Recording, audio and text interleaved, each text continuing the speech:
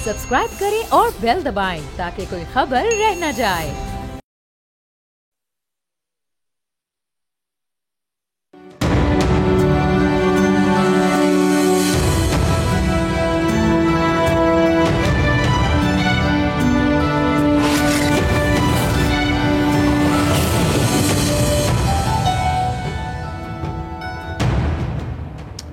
Donald J Trump America 40वें सदर मुंतखब हो गए हैं। अमेरिकी तारीख में दूसरी बार ऐसा हुआ है कि किसी सदारती उम्मीदवार ने शिकस्त के बाद कम बैक किया है। जिस तरह के कांटेदार मुकाबले की तवक्को की जा रही थी वैसा नहीं हुआ।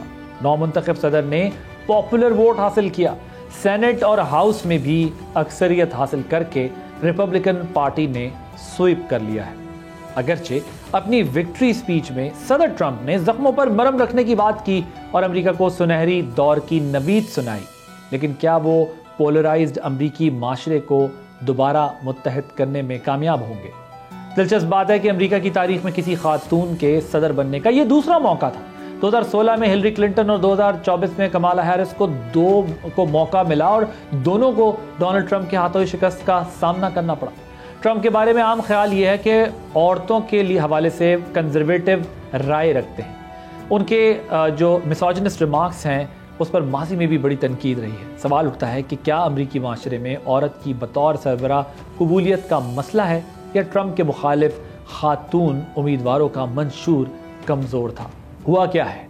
अमरीकी सदारती इलेक्शन के नतीजे को कैसे पढ़ा जाए और इसके असरात को कैसे जो है वो देखा जाए, और ये आगे फ्यूचर में इसका इम्पैक्ट होना क्या है, खासतौर पर पाकिस्तान के कॉन्टेक्स्ट में। इसी पर बात करने के लिए इस वक्त हमारे साथ मौजूद हैं हुसैन हक्कानी साहब। फॉर्मर एम्बेसडर हैं, ऑथर हैं, टीचर हैं।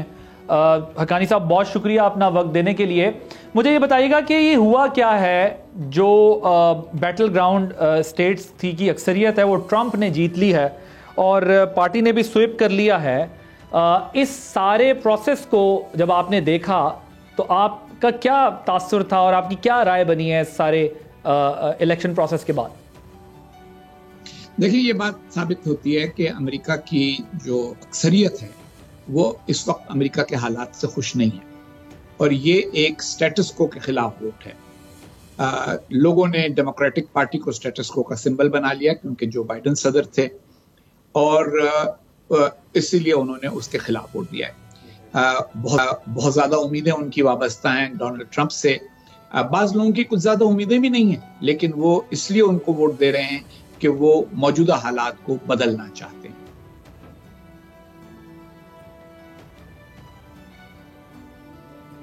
अच्छा, ये जो डोनाल्ड ट्रंप है इन्होंने दूसरी बार एक खातून कैंडिडेट को हरा दिया। 16 में हिलरी क्लिंटन इनके सामने थी, एक अच्छी मजबूत उम्मीदवार थी, और दूसरा अब इन्होंने कमाला हैरिस को हरा दिया।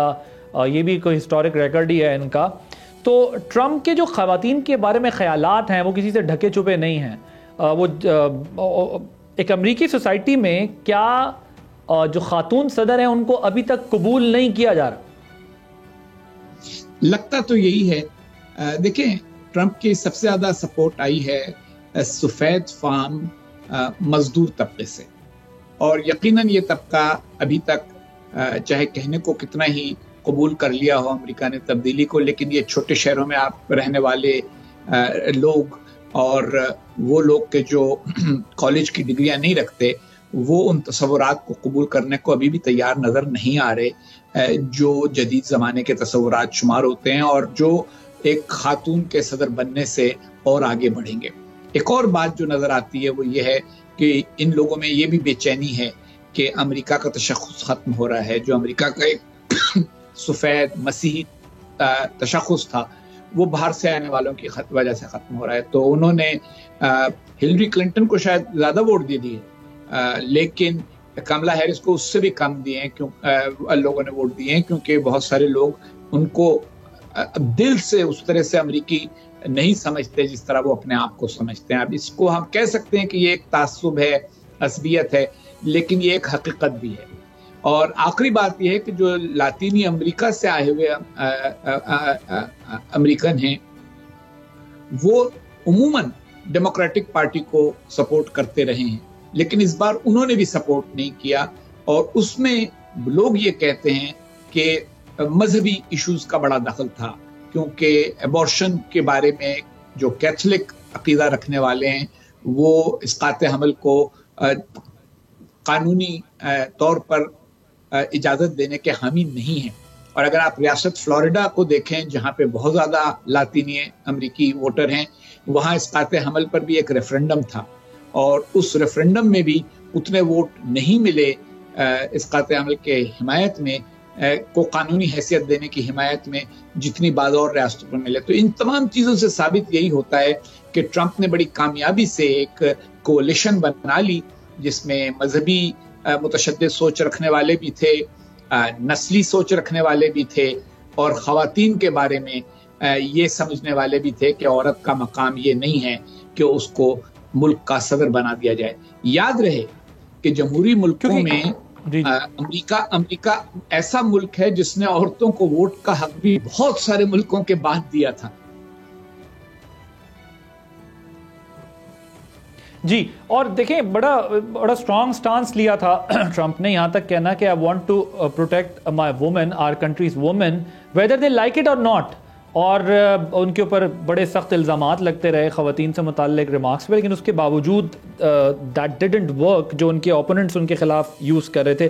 آپ کو سر کیا لگتا ہے کہ یہ دور ان کا پچھلے دور سے مختلف ہوگا؟ کیونکہ وکٹری اسپیچ میں تو وہ زخموں پر مرہم رکھنے کی بات کر رہے ہیں، لیکن ساتھ ہی جو ہے وہ بہت سخت سٹانس لے رہے ہیں بارڈرز کے معاملے کے اوپر، یہاں تک کہہ رہے ہیں کہ تارکین وطن کو زبردستی ڈیپورٹ کیا جائے گا. تو آپ کو لگتا ہے کہ یہ پچھلے دور سے مختلف ہوگا، مختلف ٹرمپ ہوں گے یا نہیں، اسی کی کنٹینیوٹی ہوگی اور زیادہ ہارش سٹانس ہوگا ان کا؟ دور تو مختلف ہو سکتا ہے لیکن ٹرمپ کا بدلنا تو مشکل ہے. دیکھیں 70 سال سے زیادہ عمر میں کون آدمی اپنی سوچ، طریقہ، اپنی زندگی بدل سکتا ہے؟ یہی ان کی تمام زندگی رہی ہے، اس طرح سے بات کرنے کی ان کو عادت رہی ہے، تو وہ بدلیں گے تو نہیں. اور پھر جو ان کی شخصیت کا یہ ایک سیمابیت ہے، سیمابی کیفیت ہے، مرکوریل پرسنالٹی ہے ان کی، گھڑی میں تولا گھڑی میں ماشا، غصہ جلدی آ جانا، کسی کے کو پش کر دینا، سامنے سے ہٹا دینا، فوراً تبدیلی کر دینا. پچھلی بار آپ کو یاد ہوگا انہوں نے نیشنل سیکورٹی ایڈوائزر کئی بار بدلا، چیف آف سٹاف کئی بار بدلا، اور سیکرٹری آف اسٹیٹ بدلا. تو وہ مزاج ان کا وہی رہے گا. سب سے بڑی بات یہ ہے کہ وہ جو قواعد ہیں اور طریقہ کار ہے اس پر عمل کرنے کے زیادہ قائل نہیں ہیں. وہ شارٹ کٹ کے ذریعے سے مسئلے کو حل کرنے کے قائل ہیں اور سمجھتے ہیں کہ بس میں نے کہہ دیا تو ہو جانا چاہیے. تو اس لیے اس سے ایک تو یہ ہے بات کہ بہت بڑی تبدیلی بھی نہیں آ جائے گی. مطلب 4 سال انہوں نے صدارت کر لی تو کون سے انہوں نے کوئی دنیا بدل دی یا امریکہ بدل دیا. تو اس لیے وہ لوگ جو پریشان ہو رہے ہیں کہ امریکہ میں کوئی بہت بڑی تبدیلیاں آ جائیں گی، اتنا آسان نہیں ہوگا. مثلا ڈپورٹیشن ہے، وہ کہیں گے ڈپورٹیشن کرو گا، عدالتیں اگر روک دیں گی تو کیا کر لیں گے. انہوں نے پچھلی بار مسلم بین کہا تھا، آپ کو یاد ہے، لیکن مسلمانوں پہ پوری طرح بین تو نہیں لگا سکے. بات یہ کہ یہ وہ باتیں ہیں جو لوگوں کے اندر کے جذبات باہر لے آتی ہیں. یہ جو مغربی معاشرے ہیں ان میں بعض اوقات پردے سے رہتے ہیں. مثلا کوئی کھل کے یہ نہیں کہتا کہ جی جو ہمارے علاوہ جو دوسرے ہیں وہ اتنے قابل نہیں ہیں جتنے ہمیں. لیکن جب ایسا ایک لیڈر آتا ہے تو ان کے اندر کا جذبہ باہر نکل کے آ جاتا ہے. تو وہ والی بات یہاں پہ بھی ہوئی ہے، اور میرا یہ خیال ہے کہ اس کو آگے بڑھانے کے لیے انہوں نے بعض سخت باتیں ایسی کہی ہیں جن پر عمل درآمد کرانا 4 سال میں اتنا آسان نہیں ہوگا جتنا وہ سمجھ رہے ہیں یا کہتے ہیں. چاہے وہ اکانومی ہو، چاہے وہ امیگریشن ہو، یا جو اور پالیسیز بھی ہیں، کیونکہ بظاہر وہاں انسٹیٹیوشنز بہت اسٹرانگ ہیں، ایک ریزسٹنس بھی آئے گی، اور اکانومی تو ایک ویسے بھی بہت بڑا چیلنج ہے. سر مجھے بتائیں کیا رشیا کے لیے کوئی اچھی خبر ہے ٹرمپ کا آنا، جو رشیا یوکرین کا مسئلہ بھی؟ جی، ٹرمپ کے لیے، رشیا کے لیے ٹرمپ کا آنا تو ایک اچھی خبر ہے، کیونکہ ٹرمپ کا موقف یہ ہے کہ رشیا سے ہمیں جھگڑنے کی کیا ضرورت ہے، اور وہ یورپ کے تحفظ کو امریکہ کی ذمہ داری نہیں سمجھتے، جبکہ باقی ہر امریکی صدر یہ سمجھتا رہا ہے کہ یورپ کو محفوظ رکھنا امریکہ کا فرض ہے، تاکہ اس کی وجہ سے وہ جو تہذیب ہے، سویلائزیشن ہے یورپین، جس کا امریکہ حصہ ہے، وہ محفوظ رہ سکے. تو مثلا یوکرین کی جنگ کے بارے میں ان کی رائے یہ ہے کہ ہم امداد وہاں نہ دیں. وہ بدل بھی سکتے ہیں، لیکن ابھی تک ان کا یہی لگتا ہے موقف. اور وہ پھر امریکہ کی جو انٹیلیجنس ادارے ہیں ان پر بہت زیادہ اعتماد نہیں کرتے، امریکہ کی فوجی قیادت پر بہت زیادہ اعتماد نہیں کرتے. تو اور پھر یہ کہ وہ چائنا کو ذرا دوسری نظریے سے دیکھتے ہیں. اس میں بھی تھوڑا سا نسلی پہلو ہے کہ روس والے سفید فام یورپی ہیں جبکہ چین والے نہیں ہیں, تو یہ ان کی سوچ کا ایک طریقہ کار اس میں ہلکا سا جھلکتا ہے. لیکن اس میں بھی ان کے سامنے بڑی مشکلات ہوں گی. سارا کچھ کرنا ممکن نہیں ہوگا کہ وہ کل اچانک کہیں کہ اچھا بھائی ہم نے سب کچھ بھلا دیا, اب روس ہمارا کل سے دوست ہے. ان کو بہت سارے فیصلے کرنے ہوں گے جو آسان نہیں ہوں گے.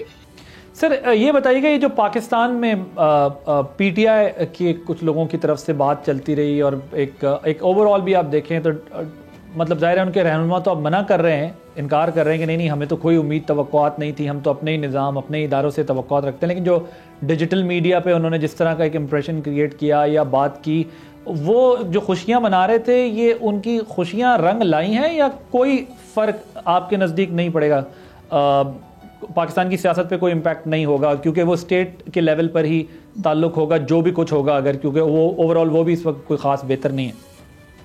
دیکھیں خوش فہمی کسی کی اگر ہو تو اس کو فوراً ان کا دل نہیں توڑنا چاہیے. کچھ دنوں میں ان کو پتہ چل جائے گا کہ کیا ان خوش فہمیوں کی بنیاد پہ خوشیاں انہیں منانی چاہیے تھی یا نہیں. ٹرمپ ایک ٹرانزیکشنل آدمی ہے, وہ کچھ لو کچھ دو پر یقین رکھتے ہیں. تو عمران خان صاحب جو یہ کہتے ہیں کہ ہم تو امریکہ کو کچھ نہیں دینے والے ہیں یا ہم تو ایبسولوٹلی ناٹ والے ہیں, تو ان کے لیے وہ کچھ کیوں کریں گے یہ مجھے منطق نہیں سمجھ میں آتی. یہ صرف ایک یوٹیوبرز کا کلچر پیدا ہو گیا ہے, سوشل میڈیا کا کلچر ہے, اس میں روز ایک بات کرنی ہوتی ہے, تو اس لیے کچھ لوگوں نے یہ شوشہ چھوڑ دیا کہ پہلے کہتے تھے کہ یہ تبدیلی آئے گی تو پھر وہ چھوٹ جائیں گے, عمران خان صاحب یہ ہو جائے گا. یہ قبول کرنا ان کے لیے آسان نہیں ہے کہ جو ملک کی اندرونی سیاست ہے وہ بڑی مشکل ہو گئی ہے ان کے لیے. الیکشن میں کامیابی ان کے لیے ایک امکان تھا, لیکن وہ چاہے دھاندلی کے ذریعے ہوئی یا جیسے بھی ہوئی, وہ اس راستے سے ان کو روک دیا گیا. احتجاج کا راستہ اب تک کامیاب نہیں ہوا, تو اب انہوں نے ایک تیسری امید باندھ لی ہے.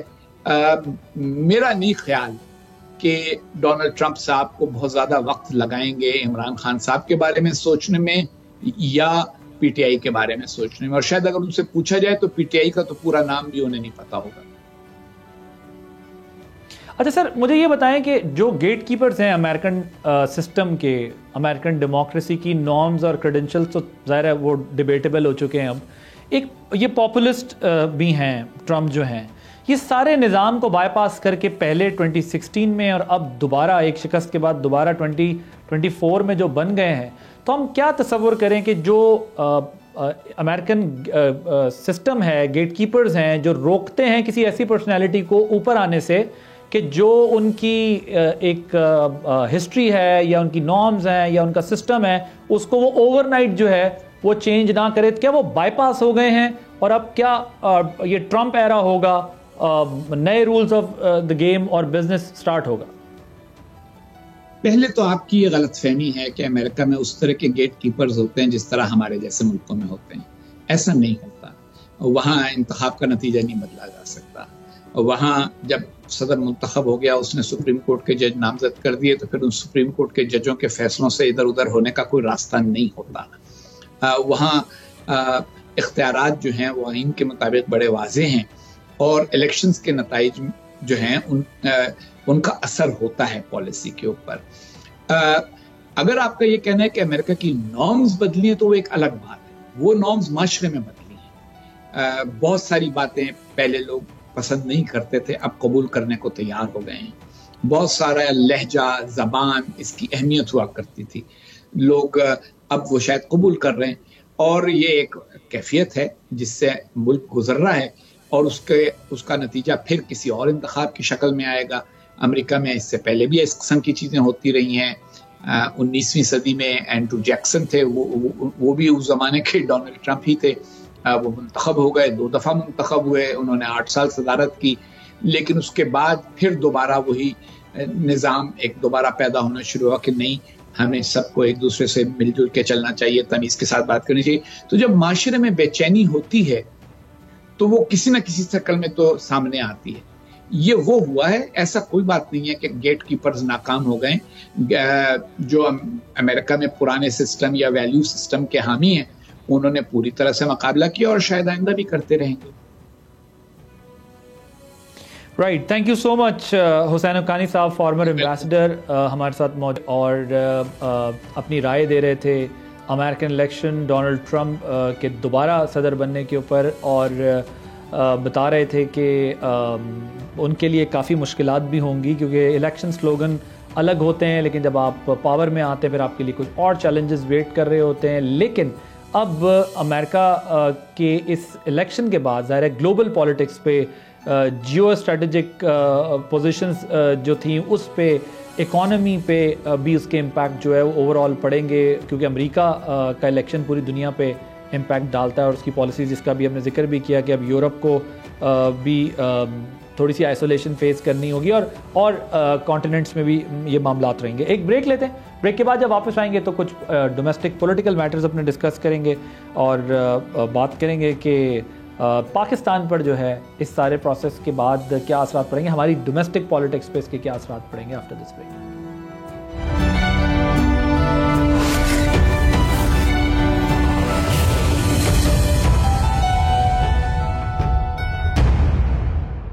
Welcome back. امریکہ میں بڑی تبدیلی آ گئی ہے جس کے اثرات پاکستان سمیت پوری دنیا میں ہوں گے. دوسری طرف پاکستان میں اہم سیاسی اور عدالتی پیش رفت ہوئی ہے. آئینی بینچز بن گئے ہیں، سپریم کورٹ کے ججز کی تعداد بڑھانے کا بل پاس ہوا ہے، سروسز چیف کی مدت ملازمت بڑھ گئی ہے. اس تمام پارلیمانی اور جوڈیشل پروسیس میں تحریک انصاف نے حصہ لیا ہے. گزشتہ کئی دنوں سے تحریک انصاف کی مبینہ مفاہمت کی خبریں بھی گرم ہیں، لیکن دوسری طرف پی ٹی آئی کے جنرل سیکرٹری سلمان اکرم راجہ نے عوام سے اپیل کر دی ہے کہ پارٹی لائن سے بالاتر ہو کر اٹھیں اور انقلاب لائیں، عدلیہ کی آزادی کی تحریک چلائیں. کیا پی ٹی آئی اپنی سطح پر تحریک چلانے میں ناکام ہو گئی ہے یا اس سارے پارلیمانی اور عدالتی پروسیس میں آن بورڈ ہے؟ اس پر بات کرنے کے لیے ہم نے دعوت دی ہے. ہمارے ساتھ موجود ہیں ریشی صاحبہ، رہنما پاکستان تحریک انصاف کی، رضا ہارون صاحب، رہنما پاکستان پیپلز پارٹی کے. آپ دونوں کا بہت شکریہ. I'll start with you مہر بانو صاحبہ. پہلے مجھے یہ بتائیے گا کہ ٹرمپ جیت گئے ہیں امریکن الیکشن، تو کیا جو بات کی جا رہی تھی کہ پی ٹی آئی کی بہت ساری ایکسپیکٹیشنز ہیں ان سے، تو اب آپ لوگوں کو لگتا ہے کہ ان کے صدر بننے کے بعد بانی پی ٹی آئی کی رہائی کی راہ ہموار ہوگی، یا پھر یہ صرف باتیں تھی، پی ٹی آئی کا اس چیز پہ کوئی بلیو نہیں ہے کہ ان کے آنے سے کوئی فرق پڑے گا؟ بسم اللہ الرحمن الرحیم. سب سے پہلے تو السلام علیکم and thank you for inviting me to your show. دیکھیے، جو امریکن پریزیڈینشیل الیکشنز ہوئے ہیں، میرے خیال میں obviously پوری دنیا اس کو دلچسپی سے دیکھ رہی ہے، کیونکہ امریکہ ایک ایسا ملک ہے کہ جس کا انفلوئنس دنیا کے ہر ملک پر ہوتا ہے. مگر بیونڈ دیٹ اگر ہم یہ سمجھیں کہ صرف وائٹ ہاؤس پہ اگر شخصیت بدل جائے گی تو اس سے امریکہ کی فارن پالیسی شفٹ آئے گی، ایسے ہوتا نہیں ہے. فارن پالیسی آبجیکٹیوز اور گولز لانگ ٹرم ہوتے ہیں، اس میں بہت سا انپوٹ ہوتا ہے، صرف پریزیڈنٹ اس کو ڈٹرمن نہیں کرتا. تو میرے خیال میں لوگوں کو خوف زیادہ تھا، ہماری ایکسپیکٹیشنز نہیں تھی. ہم ابھی بھی ہماری جتنی بھی امیدیں ہیں وہ اپنے ہی لوگوں سے وابستہ ہیں، اپنے ہی اداروں سے وابستہ ہیں، اپنی ہی جوڈیشری سے وابستہ ہیں. ہم چاہتے ہیں کہ پاکستان میں جو جمہوریت ہے یا جمہوری نظام ہے اور جو عدل اور انصاف کا نظام ہے اسے مضبوط کیا جائے، اسے آزاد کیا جائے، کسی بھی دباؤ سے آزاد کیا جائے. تو ہماری امیدیں ابھی بھی پاکستان کی عوام سے ہیں اور اسی سسٹم سے ہیں کہ جس کے اندر رہ کے ہم آپریٹ کر رہے ہیں. رائٹ. تو یہ سب رومرز تھی کہ پی ٹی آئی یہ ایکسپیکٹ کر رہی ہے کہ ایسا کچھ ہوگا. آپ نے کہا کہ ہم اپنے اداروں پر ہی جو ہے وہ اعتماد کر کے اور یقین کر کر آگے بڑھنا چاہتے ہیں. رضا ہارون صاحب، مجھے بتائیے گا کیا ٹرمپ کی جیت سے حکومتی کیمپس میں بھی کوئی تشویش ہے؟ مطلب اگر اس کو اس کانٹیکس میں نہ بھی دیکھیں تو اوور آل امریکن ایڈمنسٹریشن کے چینج ہونے سے حکومت کو کوئی چیلنج ہے یا کوئی تشویش ہے؟ ڈیفینیٹلی ہوگا. ایک بڑا ملک ہے، دنیا کی واحد سپر پاور ہے، اور وہاں پہ چونکہ پریزیڈینشل سسٹم میں اور بہت ہی پاورفل پریزیڈنٹ ہوتے ہیں، پالیسی پہ اثر انداز ہوتے ہیں. یقیناً جو پاکستان کے فارن ریلیشنز ہیں یا پالیسی کا جو ان کی انڈرسٹینڈنگ ہوگی اس میں فرق تو آئے گا. اس سے اپنے آپ کو الائن کرنے کے لیے ایک دوبارہ سے ایک نئے سرے سے ایکسرسائز ہوگی اور دوبارہ سے ری الائنمنٹ ہوگی کہ ٹرمپ کی، اب پہلے تو میں دیکھنا ٹرمپ کی کیا پالیسیز ہوگی. ابھی تک انہوں نے ڈومیسٹک ایشوز کے اوپر الیکشن لڑا ہے، اس میں کہ بارڈر کے ایشوز ہیں، امیگریشن کے ایشوز ہیں، مہنگائی کا ایشو ہے. ابھی تک انہوں نے انٹرنیشنل ایشوز کو اس طریقے سے اپنی کیمپین کا ایسا نہیں بتایا کہ جیسے ان کی فارن پالیسیز کا آپ کو پتہ چلتا. آج انہوں نے تھوڑا سا تذکرہ کیا ہے اپنی جو وکٹری اسپیچ کے اندر لیکن یقیناً جس ملک میں سربراہ اور اتنا پاورفل سربراہ چینج ہوگا وہاں تو دیگر صرف پاکستان ہی نہیں، اس خطے کے سارے ممالک بلکہ پورے دنیا کے ممالک وہ سب اب ٹرمپ کی طرف دیکھیں گے اور ایک نئی ری الائنمنٹ ہوگی. ہو سکتا ہے پالیسیاں برقرار رہیں، ہو سکتا ہے فارن پالیسیاں چینج ہو، ایک شفٹ تو ڈیفینیٹلی آئے گا. ہاں کیونکہ ظاہر ہے ٹرمپ صرف ایک پولیٹیشین نہیں ہے، پاپولسٹ بھی ہیں، بڑے پاورفل بھی ہیں، اور جتنا نمبر اس وقت وہ لے کر آئے ہیں ڈیفینیٹلی پوری دنیا کا گلوبل کنسرن بھی ہوگا اور ایک شفٹ بھی ہمیں دکھائی دے گا. جی مہر صاحبہ you wanted to add a point. جی میں صرف کہنا چاہتی ہوں میری نظر میں جو سب سے بڑا آپ کو ایک گلوبل پالیسی شفٹ نظر آئے گا وہ یہ ہے کہ اگر ہم ڈونلڈ ٹرمپ کی پچھلی پریزیڈنسی کو دیکھیں تو he was an anti war president. ان کے دور حکومت میں امریکہ withdrew from wars, pulled out from places, and وہ یقین نہیں رکھتے of sending American troops abroad to fight. تو شاید ہم یہ ضرور دیکھیں گے کہ جو جنگوں میں ملوث ہم نے امریکہ کو دیکھا پچھلے 4 سالوں میں اور اس کے اندر کشیدگی ہم نے دیکھی بڑھتے ہوئے، وہ شاید کم ہوگی اور اس کے یقیناً اثرات ہوں گے گلوبل پالیٹکس کے اوپر، اینڈ میری نظر میں مثبت اثرات ہوں گے. And we should not ignore کہ ٹرمپ صاحب کو جو ہے عرب مسلم vote, that is the vote, the Muslim vote has carried him. I think in کو بھی اس بات کا پتا ہے. تو جہاں تک غازہ اور اسرائیل کا کانفلکٹ ہے، بہت دلچسپ ہوئے گا کہ وہ اب اس ووٹ کو کس طرح رسپونڈ کرتے ہیں. Right, so let's discuss our local domestic politics now. مجھے یہ بتائیے گا مہر صاحبہ کہ قانون سازی کے پروسیس میں پی ٹی آئی نظر آئی، کنسلٹیشن کے پروسیس میں پی ٹی آئی نظر آئی. پی ٹی آئی ہمیں جب سب کچھ ہو گیا تو اب سلمان اکرم راجہ صاحب کی صورت میں یہ بتاتی نظر آ رہی ہے کہ بھئی باہر نکلیں، میسو نمبر میں باہر نکلیں. Not at all. نہیں دیکھیے عباس صاحب، ہم پہلے دن سے کہا ہے ہم نے کہ ہم ایک ذمہ دار اپوزیشن کا کردار ادا کریں گے اور ہم نے کیا.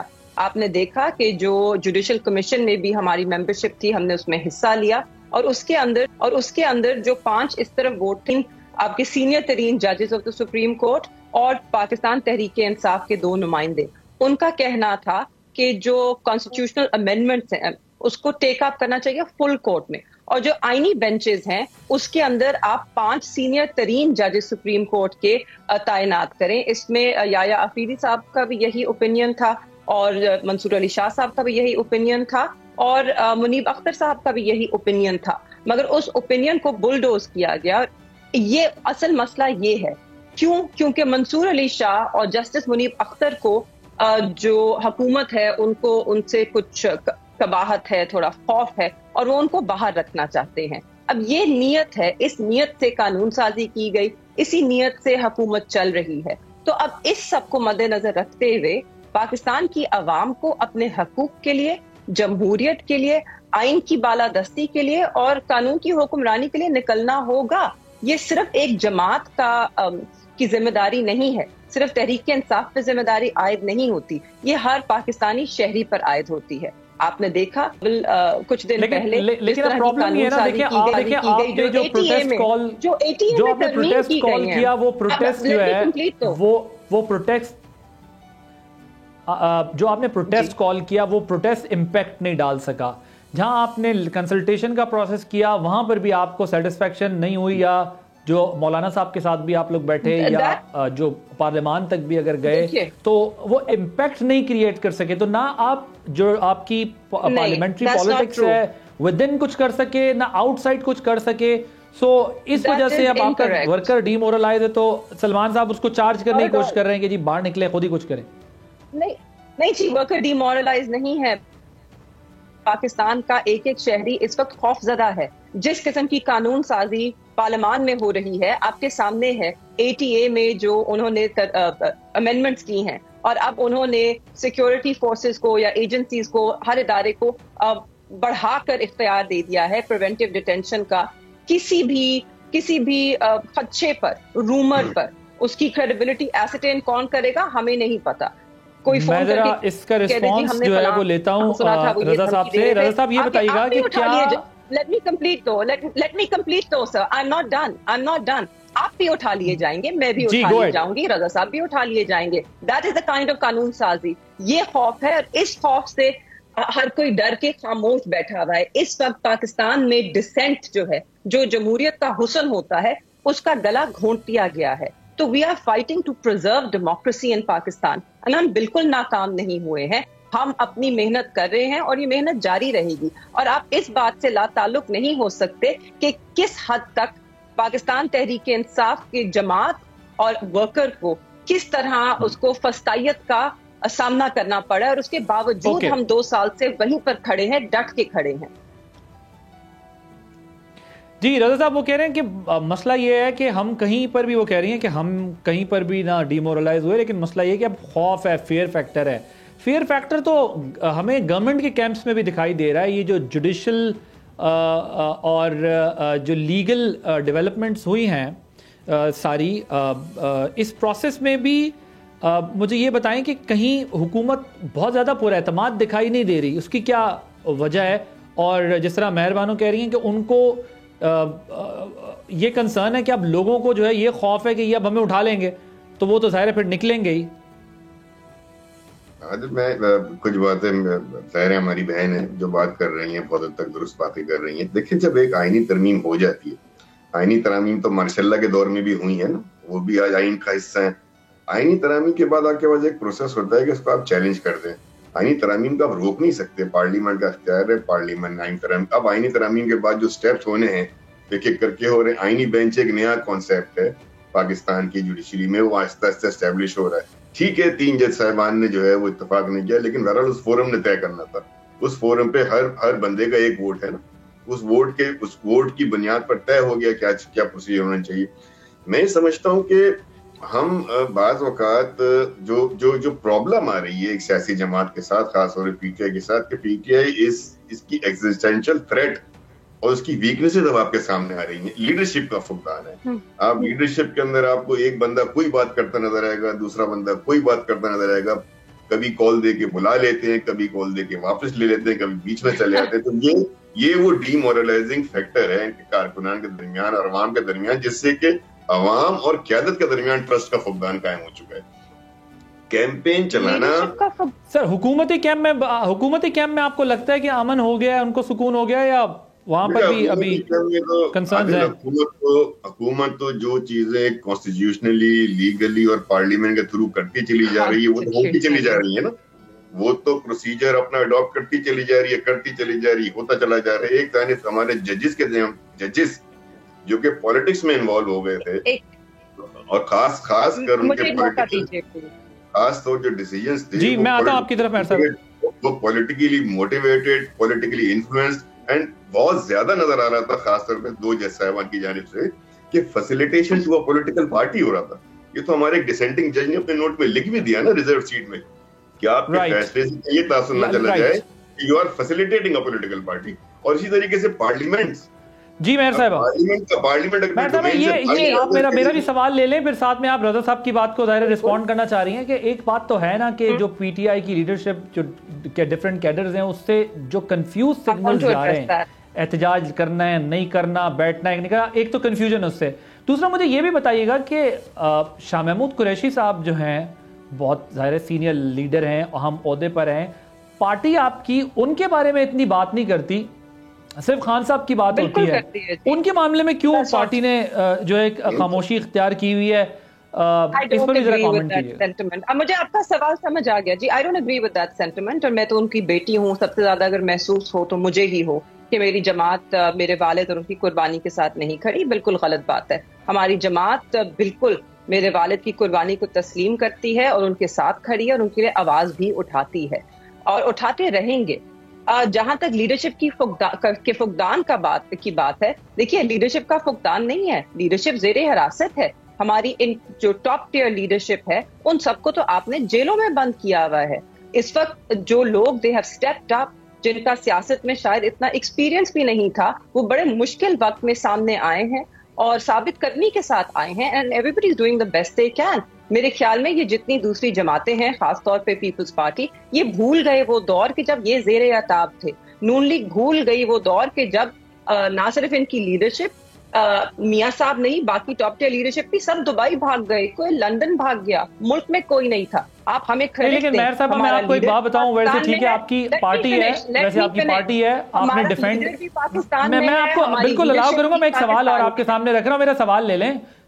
ہاں نہیں میں بالکل آپ کو پورا بھرپور موقع دوں گا. میں یہ کہہ رہا ہوں, ویسے میں کیونکہ شاہ محمود قریشی صاحب کو ہمیں بھی تھوڑا بہت قریب سے دیکھنے کا موقع ملا, جرنلزم میں اتنے سال ہو گئے ہیں, لیکن آنیسٹلی میں نے نہیں دیکھا کہ ٹاک شوز میں یا جلسوں میں یا آپ کی تحریکوں میں کوئی بہت زیادہ شاہ محمود قریشی صاحب کا نام لے رہا ہو یا بات کر رہا ہو. رضا صاحب شاید میری بات کو سیکنڈ بھی کریں گے, میں تو اس کانٹیکس میں بھی کہہ رہا ہوں کیونکہ ہم نے بھی ان کے ساتھ, آپ ہماری بہن بات کر رہے ہیں کیونکہ ہم نے بھی دیکھا ہے کیونکہ وہ بھی جیل برابر کاٹ رہے, لیکن ان کا نام اس طرح دیا. اچھا لیکن مجھے ایک بات بتائیں کہ کیا, میں آتا ہوں آپ کی طرف آتا ہوں, میں آپ کو پورا موقع دوں گا. میں یہ ایک سوال آپ کے سامنے رکھنا چاہتا ہوں کہ مجھے یہ بتائیں کہ جب خان صاحب, جب مجھے لگ رہا ہے آپ کوئی میرے خیال سے آڈیو کا ایشو آ رہا ہے, مجھے یہ بتائیں کہ جب خان صاحب چاہتے ہیں تو اپنا جیل سے پیغام باہر بھجواتے ہیں, احتجاج ہوتے ہیں, دھرنوں کی کال دی جاتی ہے, جب خاموش بیٹھنا چاہتے ہیں تب خاموش بیٹھ جاتے ہیں, اور اسی کو پھر کہا جاتا ہے کہ شاید کوئی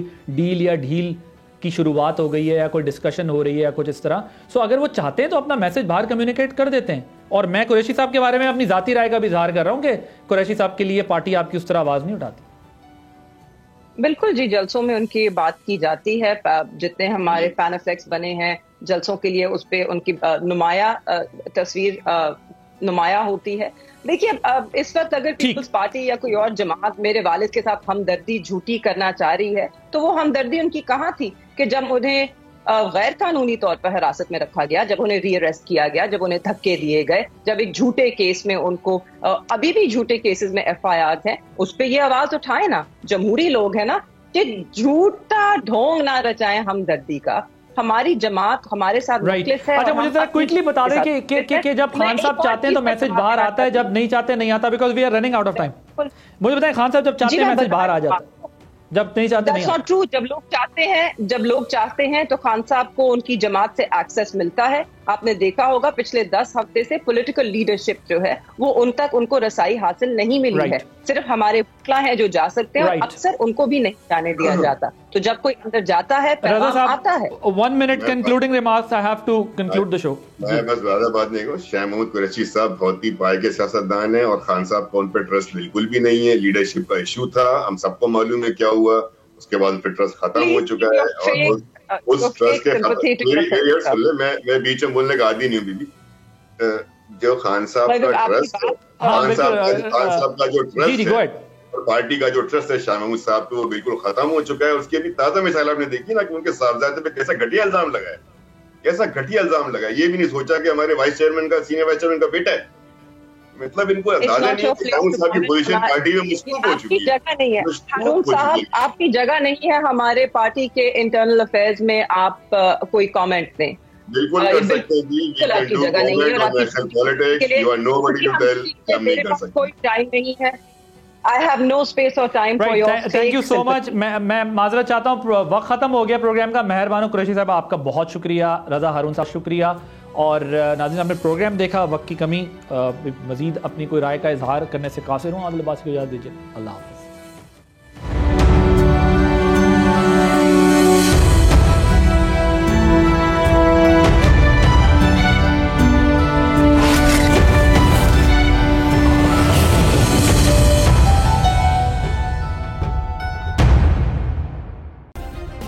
سبسکرائب کریں اور بیل دبائیں تاکہ کوئی خبر رہ نہ جائے.